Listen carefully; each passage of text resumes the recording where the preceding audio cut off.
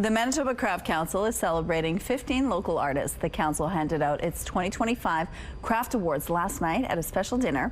Some of the winning artists not only got recognized, but some also received bursaries. Joining us now from the Manitoba Craft Council is Tammy Sutherland and artist Charlotte Sigurdson. Good morning to both of you. Good morning. Thank you so much for joining us. Now, you represent, the council itself represents about 300 artists in this province. Why is it important to celebrate their accomplishments and their art?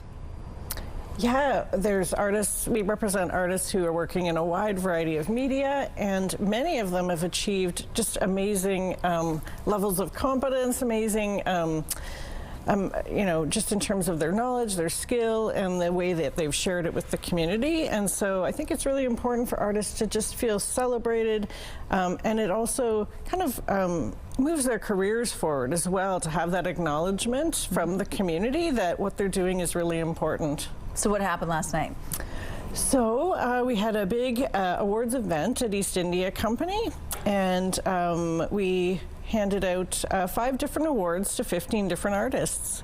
Many of the awards were awards that were established in honor of amazing craftspeople who have passed on, and so some of their family and friends were present to give those awards and to honor, so we're honoring the past but also honoring the future of craft. And some of the artists got bursaries, and including yourself, Charlotte. Tell us a little bit about, you got your bursary last year and you used it to travel. Tell us what you did with that bursary. I did. So I got the bursary last year, so I was able to go to the United Kingdom to take a gold work course at the Royal School of Needlework. Okay.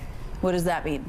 So the Royal School of Needlework is the sort of place to go to learn embroidery, and gold work is kind of a niche technique that isn't super common here. It's usually used in ecclesiastical garments, but I use it in a more creative, artistic way. And so I took creative gold work with Tracy Franklin at the Royal School of Needlework, and it was incredible. And you learned a lot, obviously. I did. Tell us a little bit about what you learned in terms of your art and how it's sort of transformed your art a little bit.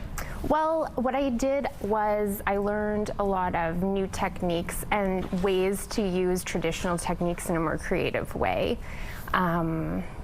And I was able to implement those into the kind of work that I do. Okay, you brought some pieces here. Show us a little bit of your pieces and explain to us what they're about. These are both wall hangings. So this is a wall hanging that I did, and I learned a lot of these techniques. I actually got this from somebody who was in the course, this piece of material there.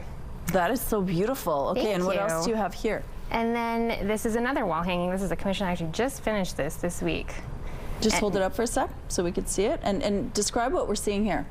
So this is a wall hanging. I make dolls. I'm a doll maker as well, so I do kind of both things, and I do use a lot of these gold work techniques when I'm working with dolls, but this is just what I had available to show you today.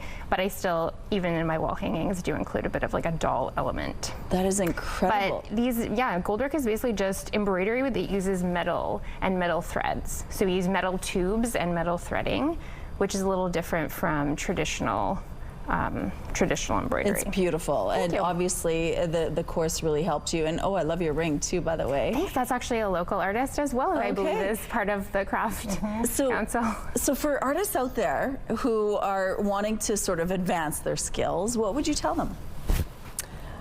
Well, I mean, first of all, take advantage of as much as you can locally. So there's so many great artists offering workshops, and just right here. So do as much development as you can locally.